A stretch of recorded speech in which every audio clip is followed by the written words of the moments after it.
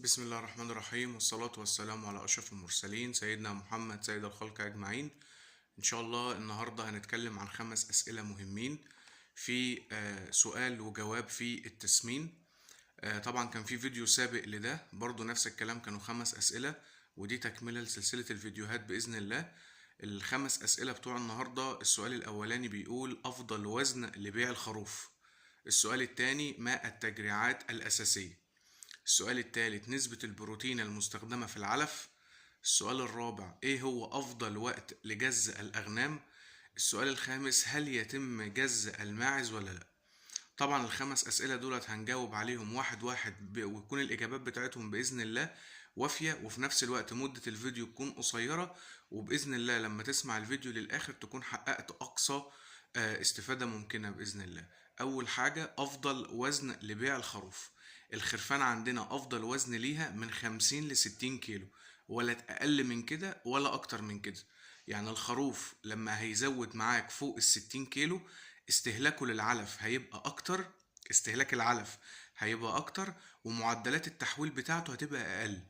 طب لو أنا طلعته أقل من ال50، الكيلو فيه قايم هيبقى غالي. انت بتبقى شاري الخروف أنية، سعر الكيلو قايم فيه بيبقى أكتر من اللحم.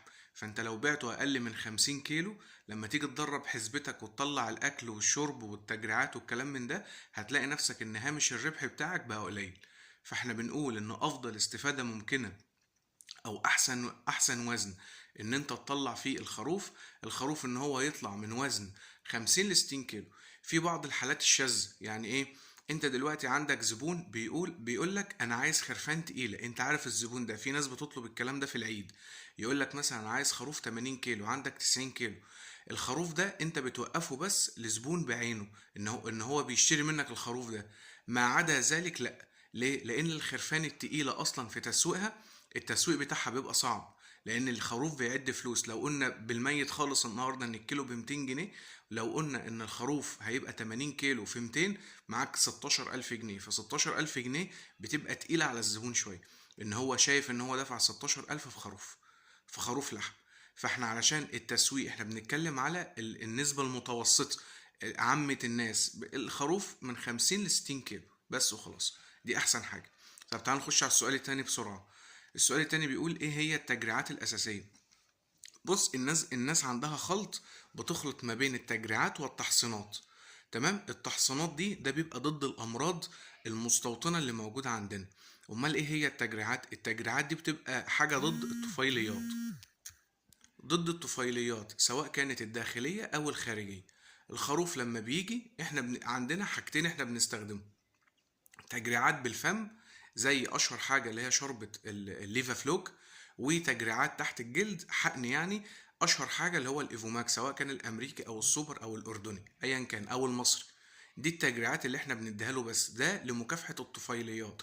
يعني ايه مكافحه الطفيليات؟ اللي هي الديدان، سواء كانت ديدان نغف انف، سواء كانت رئويه، سواء كانت كبديه، سواء كانت معويه موجوده في الكرش يعني. تمام؟ فدي اسمها التجريعات، اللي هم حاجتين: حاجة بتتاخد بالفم زي شوربة اسمها شوربة ليفا فلوك، حاجة تانية اسمها الايفوماك اللي هو الحقن. وطبعا لما هتدخل على الصفحة هتلاقي كل منتج من ده بالصورة بتاعته، بالأسعار بتاعته، بالشرح بتاعه، شرح وافي. أنا بقول الكلام قصير علشان يبقى الفيديو مفيد. طيب، نسبة البروتين المستخدمة في العلف. طيب البروتين عشان لما نيجي نستخدمه، كل عمر ليه نسبة بروتين. يعني الخروف لو انت عندك قطيع امهات وانت اللي بتأسس الخروف ده على ايدك، يعني هو مولود عندك في المزرعة، المفروض الخروف ده احنا بنعمل له حاجة اسمها تغذية زاحفة. ان انت بتعمل له مكان، المكان ده الخروف بيبدأ ان هو يدخل فيه دونا عن الام، يبدأ ان هو يرضع لبن، وفي نفس الوقت ان هو ياكل علف، يبدأ يلحس في العلف. خلطة العلف دي بتبقى النسبة بتاعتها من فوق ال20%، 21 22 23 زي ما انت بتدرب، بس من فوق ال20%. لأن الخروف في الوقت ده بيبني هيكل وبيبني عضلات، ومعدلات التحويل بتاعته بتبقى سريعة جدا. فاحنا بنديله نسبة بروتين علشان جسمه يبدأ ان هو يستفاد منها ويبني الهيكل بتاعه. ما بعد ذلك لما يبقى الخروف عندي سن ال3 شهور او الوزن بتاعه عدى ال30 كيلو، نبدأ نخفض نسبة البروتين ل 18%. نسبة 18%، وفي ناس تقول لك 16%. خلينا نتكلم على المظبوط. 18%. لما يبدأ الخروف يوصل لوزن 40 كيلو، يبدأ الخروف ياخد معايا نسبة بروتين 16%. وال 16% ده شغال معايا لغاية لما اطلع الخروف، لغاية لما اسوق الخروف ل 50 كيلو و 60 كيلو. طب لو الخروف هيقعد عندي ما بعد ال 60 كيلو، ما بعد ال 60 كيلو بخفض نسبة البروتين من 16 ل 14%، ونوعا ما بعلي نسبة الكربوهيدرات او بعلي نسبة الطاقة اللي بتبقى موجودة في العلفة. تمام. ليه؟ لان احنا زي ما احنا بنقول كده بالصنعه بتاعتنا يعني، او بالشغلانه بتاعتنا، الخروف خلاص قفل. يعني نسبة التحويل هو مش محتاج بروتين، هو محتاج طاقة يحرقها علشان يغذي كمية الخلايا والعضلات اللي بتبقى موجودة في الجسم بتاعته. ولكن نسبة التحويل او ان هو يبني عضلة او ان هو يزيد، خلاص هو الخروف قفل اصلا على وزن ال 60 65 كيلو. علشان كده هو ما بيبقى محتاج نسبة بروتين عالية، هو بيبقى محتاج نسبة طاقة عالية. ده لا، ده لو انت هتخلي الخروف اصلا يقعد عندك ما بعد الايه، ما بعد ال 60 كيلو. تعال نقول السؤال الرابع. السؤال الرابع بيقول ايه؟ بيقول افضل وقت لجز الاغنام. افضل وقت لجز الاغنام بالنسبه لنا انا طول السنه. لو انت بتشتغل تسمين طول السنه متاح، والكلام ده ممكن الناس تخالفه او الناس مثلا ما تبقى ضد الكلام بتاعي. الخروف بتاعي لو هو موجود في المزرعة مش بيرعى او مش بيطلع بره، وموجود في عنبر مقفول انا متحكم في التهوية بتاعته وبحط له العلفة بتاعته مظبوطة، الخروف يتجز عندي طول السنة في الشتاء او في الصيف. بالنسبة لي ما عنديش مشكلة خالص. تمام. ولكن احنا بنقول ان المعتاد الخروف، الناس بقى اللي هي بترعى او مش بتعلف، تمام، الخروف بيتجز في اخر 4 لغاية اخر 9 او اخر 10. تمام. من اخر 4 اللي هو يعني نص 4. تمام. اول 5 على حسب بقى الجو. احنا طبعا عندنا الطقس في مصر، الطقس ايه نوعا ما مختلف شويه، كل سنه الدنيا بتبقى متغيره شويه. انا رايي انا الشخصي، انا بجز الغنم عندي امتى؟ لما بتبقى درجه حراره الصبح زي درجه الحراره بالليل، الفرق ما بينها يبقى 5 درجات. ليه؟ لان انت لو قصيت في شهر 3 مثلا ولا حاجه، احيانا بيجي عليك شهر مارس تلاقي الناس بدأت تصيف والجو الصبح بيبقى حر، ولكن تلاقي بالليل في فرق اكتر من 15 درجة. كده الخروف ياخد لطشة برد منك، يجي لك ايه، يجي لك تنفسي في المزرعة على طول.